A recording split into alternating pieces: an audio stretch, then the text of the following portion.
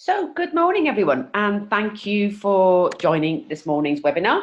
As you can see, today we're going to talk about two quite topical items, SMCR and cultural change. So, let me just start off with giving a little bit of an introduction. I'm going to be recording this webinar as well, so I can make it available on the website for everybody who might want to see it afterwards. As we go along, I'd like you to use the chat function, ask questions. They'll come to me, and I can have a look at them, and I'll come back to the chat function as we go through the webinar today. I always think it's really boring if you just hear one person's voice on a webinar, so please do use your virtual voice on the chat button and share your thoughts, your questions, your ideas. I won't take too much offence as long as it's not too critical of me. But look, let's now move on, because otherwise it gets a little bit boring. The first thing I'd just like everybody to do is introduce each other. So find your chat function and just pop in your name and why are you interested in this topic in particular. So I'll let you pop that in and send those messages off to me. And in the meantime, I'll tell you a little bit about myself so you can put a kind of a name to a face. Well, that's me. I know, a little bit of a cheesy grin, I think. I might need to choose a different photo than that one. What do? I help growing businesses to improve their performance, develop amazing leaders, and maximise their people's potential. And on the slide there, you'll see two things that are particularly important to me. I genuinely think people are awesome, and everyone has got the potential to grow and be more than they are today. And I think that developing inspiring leaders, cool cultures can really unleash that awesomeness. So I suppose if you think about what it is I like to do, helping growing businesses, what I think and what I believe, I suppose these things kind of influence what I do and how I work with people. That's me, but what about Blue Grape? So just to tell you a quick little thing about what we do here at Blue Grape. Three main services that we offer, and you'll see them on screen. I won't run through them in detail there. I suppose what does run through as a common factor is it's about working with human behaviour. So me and my associates here at Blue Grape, we are all about working with human behaviour rather than working against it, helping you understand why people do things, understanding their values, their assumptions and their behaviours, so that you can change your behaviour to elicit a different response from them. So there's a very brief intro into who I am, what I believe in, and what do we do here at Blue Grape. Let's now dive into this lovely topic of SMCR, Senior Manager and Certification Regime, and for me, the even more interesting topic around cultural change. But before we go into the detail, I always like to start at the start and make sure that we all know where we're starting from. So here we go. This bit of a reminder, what is SMCR all about? Well, this is the FCA's aim that they state on their website and all of the massive amount of documentation that I've read around SMCR. And you can see by reading on the screen there what it's about: reducing harm to consumers, strengthening market integrity, holding people accountable for conduct and competence. I suppose where all this came from was a number of years back, there was a belief that the financial services industry, we had a bit of a reputation, didn't we, for kind of financial wrongdoing. Belief that really, apart from the odd few major scandals such as the LIBOR rigging, that this wrongdoing continued, and mostly everybody got away with it. People weren't held to account. You might have got a few people get the odd slap on the wrist. You might have heard something about some companies being fined a few £1 million, but generally the belief was that this culture went unchecked and that the people who were really responsible at the top weren't held to account. So this is where the FCA then came up with the SMCR regulations. and most recently we rolled out to banks, and they're about to be rolled out wider in December this year to the wider part of the industry.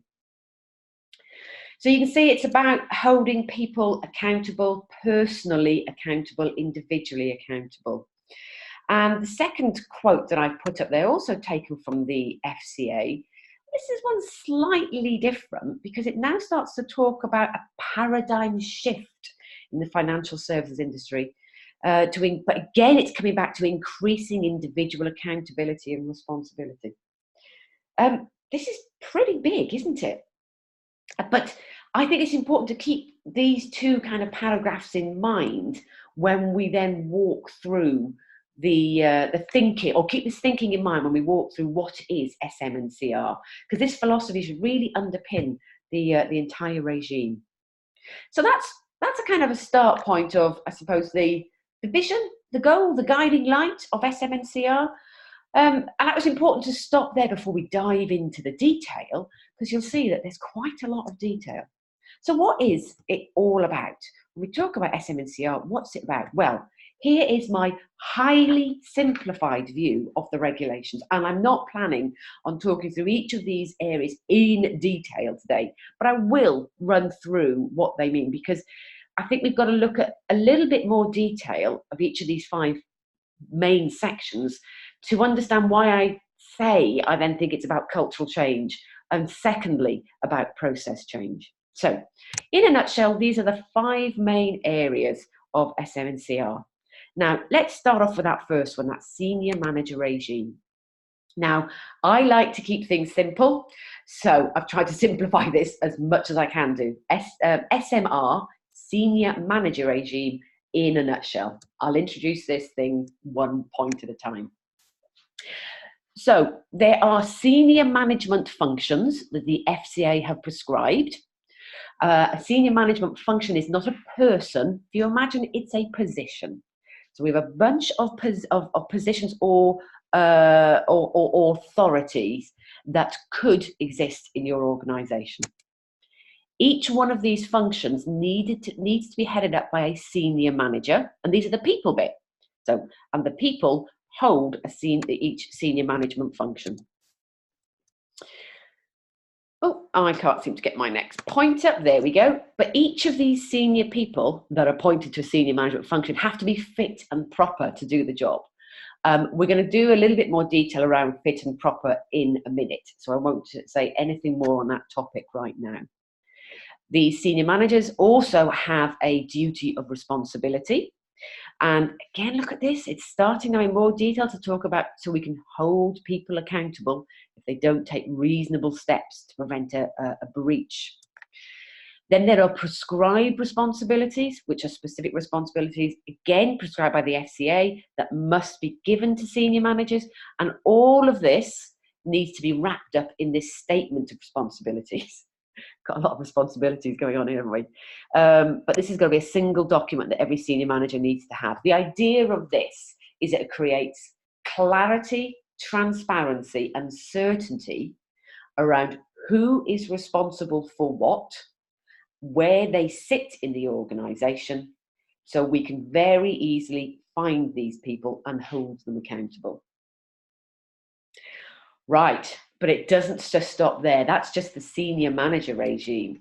Then there will be a bunch of areas that are not classed as senior managers, but these still need to be certified. So these aren't senior manager functions, but they are still important functions.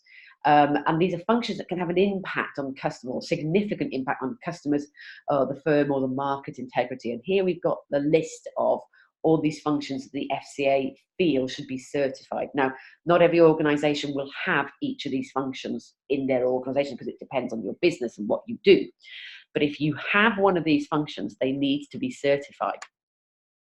And what that actually means is that firms will need to basically check and confirm at least once a year that the people who are in these functions and in these jobs are suitable to do their job, and quite literally issue them with a certificate.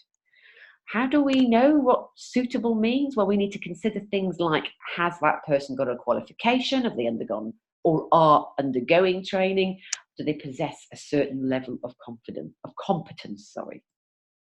Again, can you see how this increases the transparency and almost this kind of spider's web where the FCA can trace back in the organisation who is responsible for what and hold them accountable? That was one of the original issues that the FCA felt the industry had. A little bit frightening so far, isn't it?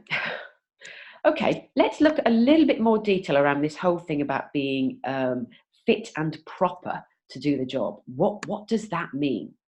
Well, this is the first difference, is that now firms need to take responsibility for making sure that people who hold certain offices are fit and proper to do their job. That's slightly different because in the past, the FCA would do this. But again, we go back to it's people who are in a senior management function or one of these certification functions. First, we've got to assess them on an ongoing basis and at least once a year to make sure that they are fit and proper. And what on earth does this fit and proper mean? Okay, for someone to be fit and proper and so to be certified to take these particular roles, we've got to make sure that the individual has either obtained a qualification or has undergone or is undergoing training or possesses a level of competence or, here's a new one, has the personal characteristics needed. Good afternoon. Good morning, Action Coach. Hi, Chris. How are you? Oh, have we got someone who's just jumped on the line there? I did. I've not had a chance to look at it yet. Right. Oh, that was very interesting. I think we just might have overheard someone's telephone conversation there. There we go. I think they've gone now. Right. Sorry, that threw me slightly. Let's just move that out of the way. Okay. So here is so that's the certification and being fit and proper to do your job. Now I know, because I'll be honest, my head has started to go here already. This feels like a way that we recruit. Because if we've got to make sure that someone is fit and proper and has all of the necessary qualifications, training, isn't that just about the way that we recruit people? And if we've got to check on them once a year, well, isn't that just about the way we maybe appraise people and give them feedback? Okay, let's just stop for a second. Recruitment is about choosing the best person to do a job from a pool of people. That's not what certification is about. This is about determining whether this person should do the job in the first place. That's an awful lot different to traditional recruitment. And making sure that they are still fit and proper on an ongoing basis, I bet you that's a lot more than the type of traditional appraisal discussion that you're having at the moment. Okay, but do you know what? This isn't it. There's more to this as well. There's also a set of rules, of conduct rules that needs to be followed as well. So let's look at what those rules and that conduct is all about as well. So new conduct rules applies to everybody. Well, there's two sets of rules. There's the first tier that applies to everybody. And I like to sort of talk about your personal standards. And the second tier that applies to senior managers, which is all about upholding standards in your team or your area. Now, let's just be honest for a minute. I have had many people, I've worked for a number of professional services and financial services organisations. And let's be honest, we don't actually promote people into leadership roles because they're great leaders. We promote them into leadership roles because they could be great fee earners, because they're great with customers. I think we should be comfortable to accept that's not what we've done in the past. But that's what we're going to have to start doing now. Because I've had managers come to me, and I'm actually really quite a lot of respect for these managers that come to me and say, look, how can I be responsible for other people's actions? Now, if I put my hat on outside of financial services and professional services, I think, oh my God, but that's what being a manager is all about. But the reality in our industry, we haven't held people to account. We haven't held managers to account to be people managers. We've promoted them because they've been great at the jobs. They've brought in great fees. They've worked really well with clients. And they've grown their client base. This is now quite a change because it's now no longer just, well, this is what you should do as a manager. this is what you should do as a manager. And if you don't, the FCA can not just hold you accountable, but actually you could be held liable as well. And that's pretty scary stuff. And the FCA feel that these rules will help shape a culture, standards, policies of firms and promote positive behaviours that reduce harm. Okay, that, don't get me wrong, that really is the right thing to have in mind, but are rules really going to do that? Now, so I've had a couple of people say to me, well, actually, that's fine. We can just do a bunch of training with people and then they'll understand what it is they've got to do. And actually, there is also a requirement to do a bunch of training as well. Now, I've got to be careful about this because I could be doing myself out of quite a bit of work here. But do you know what? Training it isn't the only solution. But there are some requirements here. Firms have got to train relevant staff on conduct rules and how that applies to their job. Senior managers and certification staff have to be trained and abide by the conduct rules. There's two different things, not just having had the training, understand what it means for them and be abiding by the rules by go live date in December. And everybody else, we've got 12 months to train other staff on the conduct rules. Right, let me just stop and breathe for a minute, because that feels like an awful lot of change. But is this just a load of process changes? Is this all that's needed? And I've had a few questions come through to me on the chat as well. One which has asked me about an example of the appraisal that should be followed. I hate to say it, a bit bad news, that there isn't one example of one particular appraisal process. The FCA doesn't go into that level of detail. In fact, there isn't anywhere that says you should use your appraisal scheme. It is sensible to do so because for most organisations, it's an annual process that you do at the moment. But it's significantly different to probably the way that you currently appraise your staff. And an appraisal alone won't demonstrate all the number of checks that needs to be put in place to make sure someone is fit and proper. I'm doing some work with a couple of clients at the moment to change their appraisal system. And believe me, each of the organisations have something different. So I can't actually give a copy or an example of the appraisal, but at the end of the seminar, of the webinar, sorry, I'll give you an idea of how you can contact me, and I'll be more than happy to talk to you about how you can adapt your appraisal and share with you some examples that I've had from other organisations as well. So look, that's in a nutshell the kind of very high level process changes, but this webinar gives it away slightly. I don't think it is just about a process change. I think there's more than just process changes that's needed. I think this also requires a cultural change as well. But we've had so much detail from the FCA about the process changes. But let's just go back a minute and remind ourselves, what else did the FCA say at the very start? Well, it's the FCA's view that SMCR should also improve the culture within the financial services industry. So I think there's a bit of a clue there that if we just look at this as a process change, we're going to miss the cultural change that is needed also.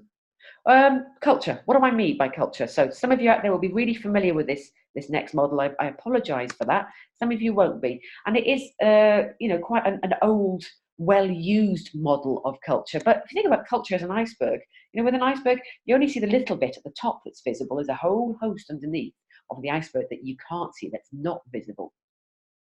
In fact, 90% of organisational attributes, culture, feeling, they're beneath the surface. They're not seen. So we do need to be careful that we don't just fiddle about with the 10% that is visible.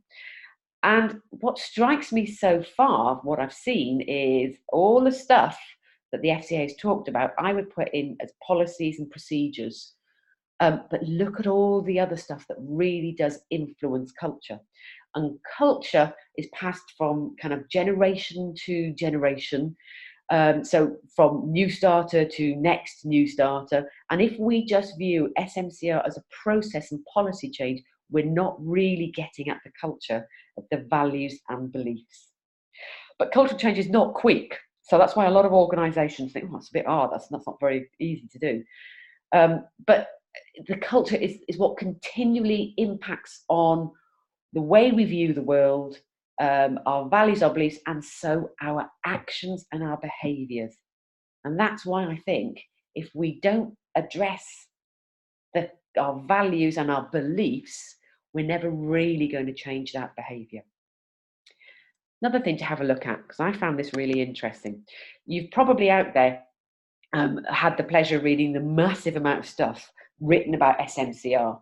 And I don't know about you, but I've noticed a few kind of reoccurring words and phrases, and I've just kind of jotted them down there on this slide. Now, I'm not saying any of this is wrong. Absolutely not. But if you want people to change and openly accept these changes, even actually embrace these changes, then I don't think these kinds of words are going to really inspire people to make that change. So from the start, I think the organisation needs to be really careful about how you position these changes. And I don't mean sugarcoat or lie about why things are having to change, but telling someone that these changes are about helping the organisation hold them to account and identify who is then liable. I really don't think it's going to change the right behaviour at all. Why do I think this? Well, a couple of models here for us to bear in mind. Here's the first thing for us to realise. We are creatures of habit. Our brain creates these things called neural pathways from our repetitive thoughts and behaviours in a way to help us be efficient and to make things simpler. I think a lovely example of this is we all know how to cross the road safely now. In my day and age, it was the green cross code man, stop, look and listen. That's been drummed into me over the years. I now don't have to think when I get to the pavement, oh, what might be the easiest and the safest way to cross this road? At its simplest, I've just got a neural pathway in my brain, because over the years, I've learned what's the best and the most efficient way of doing this. And these neural pathways just mean our brain doesn't have to cope with potentially hundreds of thousands of decisions on a daily basis. We just know we do them. We do these things because we know them. But this becomes our default way of functioning, our default behaviours, and it becomes our underlying beliefs and assumptions as well. And then we repeat those behaviours. And we do kind of feel good, secure, comfortable with these behaviours. But what happens when change occurs? So when we are asked to change our routine or our behaviours, well, if that goes against some of our current neural pathways that have become automatic to us, then the brain can decide, actually, this change is threatening, this is not right. I don't have a neural pathway to automatically follow. So first of all, we're likely to go into fight or flight mode, with this stress response. Because change does create uncertainty. Our brain doesn't know which neural pathway to follow, so we don't know what to do. And we can get some quite strong emotions about that uncertainty, because most people feel that change is about loss. And it's quite normal for us in a change situation, we lose something. And that's why we tend to fall back on our default or our automatic behaviour. So that's why it's so difficult to make, in inverted commas, people change. Because when we ask them to do something different, we're going against the neural pathways in the brain. So how can we really encourage people to change their behaviour and change their belief and assumptions? Well, it's pretty blooming hard work, but it's another really nice model that I've come across here. This is the SCARF model, and it was developed by Dr. David Rock. Now, I'm going to very much simplify this just to keep the discussion going this morning. So our brain is automatically scanning our environment all the time for threats or rewards. Now, back in the prehistoric times, like when we were cavemen and cave women, our brain was scanning for physical threats, then saber-toothed tigers, things that might come and eat us. Well, we don't have those threats anymore, physical threats, but most of our threats are social threats. And the brain treats these social threats in exactly the same way as potential physical threats. So our brain is scanning away. Also, what is also going on here is if we feel a threat, then we actually understandably want to move away from that threat. So if we are in a situation, a state, or an environment which we perceive to be threatening, we'll want to move ourselves away from that environment or that position. But if we find an environment that we feel is rewarding, is positive for us, we'll want to move towards that situation. Problem being, this push away threat is stronger than the pull to the reward environment. So the threat response is more intense, more common, and really does need to be carefully minimized in our social interactions.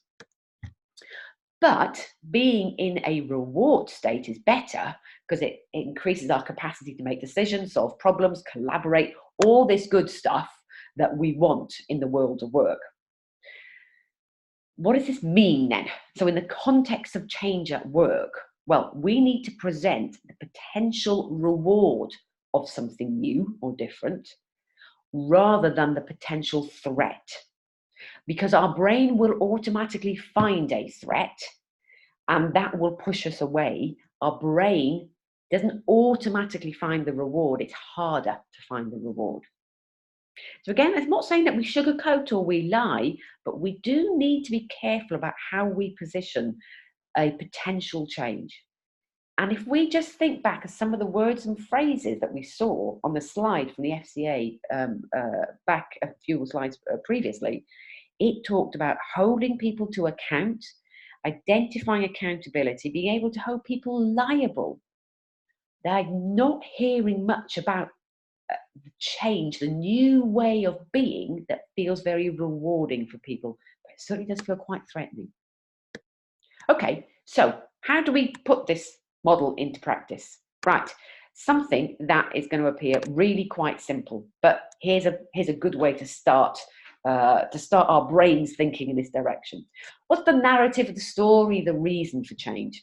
Well, we want to create a move towards situation.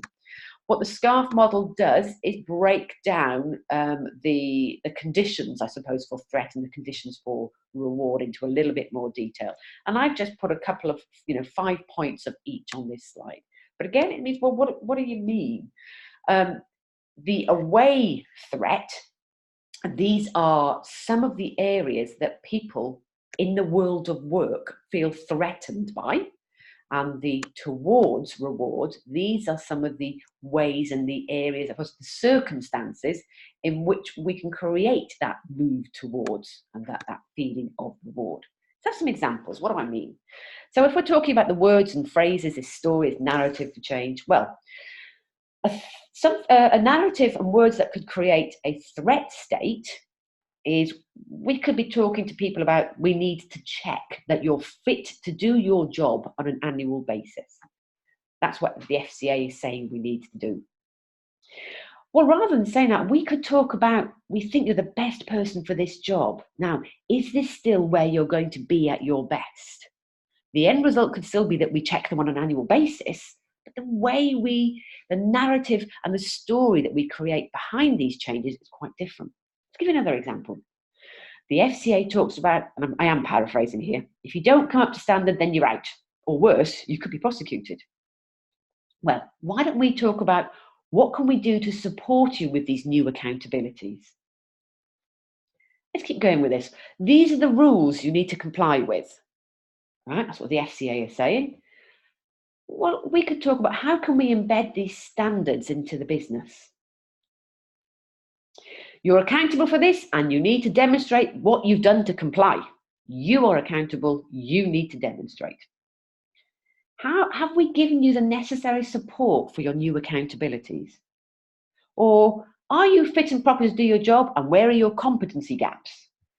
Or how can we support your ongoing development and help you be at your best? All of these phrases in these pairs can still end up with the same result, but we just position it in a very, very different way. So the way we position this from the start is very important. And like I said, some of the words that the FCA have used, I think so far activate a potential threat alert rather than a reward alert. But I'm sorry to say this as well, let's not also underestimate our power, our I suppose, unknown power as leaders or senior people in the organisation. So as well as the words and phrases that we use, there's also this concept around the leadership shadow. What the heck do I mean by that? Well, we might have heard about this and talked about in terms of, do you talk the talk and walk the walk? Or do you say one thing but do another? So this concept of leadership shadows, I believe leaders everywhere they go cast a shadow. And the shadow that they cast does come from a lot about how you say things, but also how you act, what you measure, what your KPIs are, what you prioritize. So again, unless all of this, all of you and your leadership shadow is in line with the words, the phrases, the narrative, the story that we've created in this slide, unless those two things are aligned, your narrative, your story for change, and your leadership shadow, that can also create quite a threat environment as well. And a bit earlier on, we talked about training, because again, I've had lots of conversations with potential clients that talk about, well, actually, that's okay. We get what you're saying about this potential threat. It's all right. We'll just train everybody so they know what it's really about.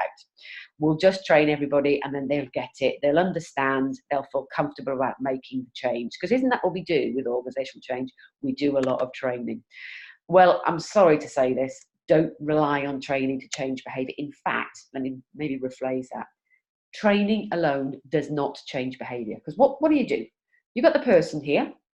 Training, you give them new information or new skills. Well, what happens to that person? What do you get as a result? Well, at best, you get the same person with the same motivations, the same values, the same beliefs, and so the same action. Because just giving them new skills does not address the neural pathways, does not help them create new neural pathways. At worst, what you're just doing is wasting a load of money on training and creating frustration, confusion, worry, uncertainty, the kind of, why the hell have I just gone on that training course? What was all that about? That doesn't fit in with what my job is about. That doesn't fit in with what I know to be my competence area and what my job is all about. So I'm sorry to say this, but we can't, I might do myself out of a lot of work here, but training alone doesn't change behaviour. As part of an overall change program, it can help, but alone, it doesn't change behaviour. Painted a bit of a bleak picture here now, maybe. So what should we do? Well, I think it's actually quite helpful to go back to where the FCA started. What was the aim of SMCR right back at the very start? And I popped it up here again, but this time in a pink box. So let's have a good look at this. They want to reduce harm to consumers, strengthen market integrity. I think we could all buy into and sign up for that. Want to make individuals more accountable for their conduct and competence. Actually, yeah, I think I can really buy into that. That is also a good thing. We want to encourage a culture of staff at all levels taking personal responsibility for their actions, and make sure that firms and staff clearly understand and can demonstrate where responsibility lies. I think one other sentence that I've come across as well from the FCA, the number of bits of reading I've done, they want SMCR to try to create a culture of seeking to do the right thing. If that really is the intent of SMCR, well, you can approach it in two different ways. You can approach it in one way that results in, here, little Fred or Flossie, being compliant, following the rules, doing what they are told to do. If anyone's got children, and my daughter's a teenager right now, and I've experienced this throughout my parenting life, giving them rules and regulations to follow, people just find ways around it. It requires a lot of management, no, actually a lot of supervision and watching to make sure people are compliant. So if you want to waste a lot of time, energy and effort in managing people by creating a compliant culture, go ahead and look at this from a process perspective. But I genuinely think what the FCA is trying to do, and what feels like the right thing to do, and a more healthy, productive, and a way that works with human behaviour, is to try to create the culture where people embrace that change. They genuinely do try to do the right thing. It requires an awful less management, supervision. You create a far more engaged workforce, which we all know will drive business success. So that's why I'm coming at SMCR changes from a cultural change perspective, not just from a process perspective. But you can't have one without the other, I would also argue. You do need to look at changing process and policies to be in line with the type of culture you want to create. But if you don't think about culture, your process and policies are never going to work. So here's my very quick whistle-stop tour on how I think and why I think SMCR is as much about cultural change as it is about process change. So I've had quite a few people ask me about, can I send this? Can I share other things? Absolutely, I can. But the big message here is, if you're going to make changes, let's put it into the context. If you're going to make process changes, let's put it into the context of a wider organisational change. And that thing, I'm afraid, isn't easy to do by sending things to people over a webinar. I would love to, if you'd like to, chat more about the changes you're trying to make in your organisation. Anyone that's on the webinar today, if you're interested in this, or I've got a few people come through already, yes please, in the comments box, or drop me an email. I will absolutely send slides to everybody who's been on this webinar today, and as I said at the start, it's been recorded. I'll also pop it onto the website as well, so you can access that. But it'd be lovely to talk to you in more detail about what you're trying to achieve and see if there's anything that I can help you with. In the meantime, good luck. SMCR, I think, is going to be a real positive change. It's going to be a big uphill task, a mountain to climb, but I do think it will be for the best. Thank you ever so much for your time today. I'll not shut off the webinar straight away, because I can see a few other people sending messages through. I'll let all that come through. But look, have a great rest of the day, and hopefully we will be able to speak soon in the future. Thanks for your time now. Bye-bye.